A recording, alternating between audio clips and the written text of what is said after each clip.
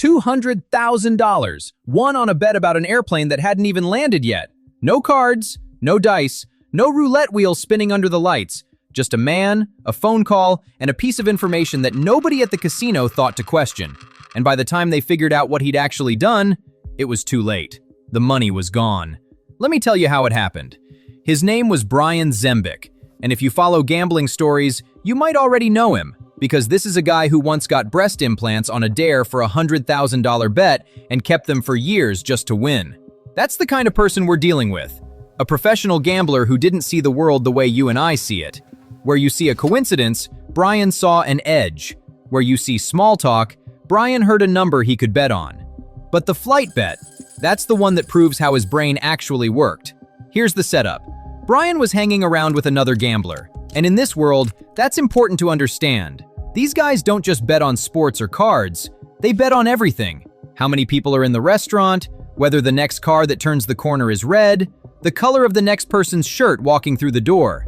It sounds insane, but for them, it's a sport. Prop bets, side action, anything with an outcome they can put a number on. And one day, the conversation turns to flights. Now, here's the thing most people don't know. Brian had a strange little talent. He was obsessed with details, schedules, odds, timing, the boring stuff nobody else pays attention to. And somewhere along the way, he'd figured out something about commercial flights that the average person never thinks about. Flights have patterns, specific routes, specific airlines, specific times of day. They tend to run late in predictable ways, or arrive early in predictable ways, depending on 100 little factors. Tailwinds, air traffic, gate availability, padding in the schedule that airlines build in to make their on-time numbers look good. Most people see a flight time and think it's random. Brian saw it as something closer to a slot machine with a known return-to-player percentage. There was a real number hiding underneath the chaos, and he'd done the homework to find it. So when the bet came up, could you predict the actual landing time of a specific flight? Everyone else at the table treated it like a coin flip, a pure guess, a fun gamble. Brian treated it like math. And here's where it gets interesting. The bet wasn't just early or late. That would have been too simple. The wager was on a window, a precise prediction of when the plane would actually touch down, against odds the other side felt very comfortable laying. Because why wouldn't they? Who on earth can predict the exact landing time of an airplane? That's the kind of thing nobody controls. The pilot doesn't even fully control it. But Brian wasn't trying to control it. He was reading it. He'd studied that exact route. He knew the aircraft type. He knew the typical taxi time at that destination airport. He knew the prevailing winds for that time of year. And critically, he knew the scheduled time was a lie. The airline padded it. They always padded it. So the plane that was scheduled to land at a certain time was, in reality, going to come down earlier. And he knew roughly by how much, because the pattern repeated flight after flight after flight. So he made the bet, and the stakes climbed. And climbed. Because the other side kept thinking they had a sucker. They kept pressing the action, raising the wager, certain they were about to take this guy's money. By the time it was locked in, there was $200,000 riding on when a single airplane would kiss the runway.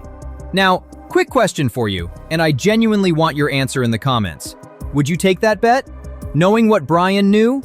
Or does the idea of putting 200 grand on something happening in the sky, completely outside your hands, make your stomach drop? Because that line, between a gamble and a calculated edge, that's the whole story right there.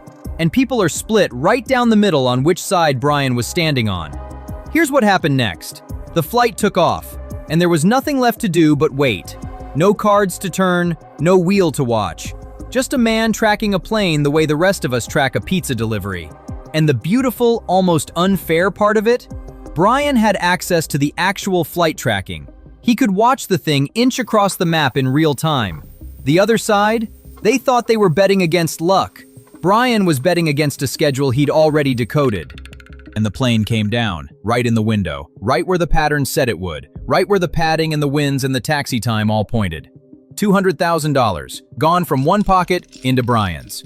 And the people who lost, they didn't even understand how. That's the part that gets me. They walked away thinking they'd been unlucky. They had no idea they'd been outworked. They were betting on a coin flip. He was betting on homework. That's not the same game. It was never the same game. This is the thing that connects every great gambling story, by the way. The famous edge sorting cases, the card counting teams, the whales who negotiated the house edge down before they ever sat at a table. We've got a whole separate video on Don Johnson, the guy who beat 3 casinos out of $15 million without cheating at all. Same principle. The big money almost never comes from luck. It comes from someone finding a number everyone else assumed was random. And that's the lesson Brian's flight bet hammers home harder than almost any story I know. The other guys saw chaos. Brian saw a system. And the gap between those two ways of looking at the world, that gap is worth $200,000. If stories like this, the ones about the people who quietly bent the math while everyone else was busy losing, are the kind of thing you want more of, you already know what to do. But here's what I keep coming back to. Was it even a bet? A bet implies risk. A bet implies you don't know the outcome. Brian had studied that route so hard he basically did know. So to him, it wasn't gambling at all. It was collecting. To the other side, it was a wild, long-shot wager that should never have paid off.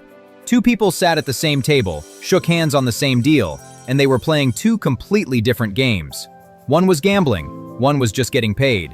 So here's the question I'll leave you with, and I want you to fight it out below. If you can predict the outcome that accurately, is it still gambling? Or is the guy who claims it's just luck really the one who got hustled before a single card was ever dealt? Tell me which side you're on.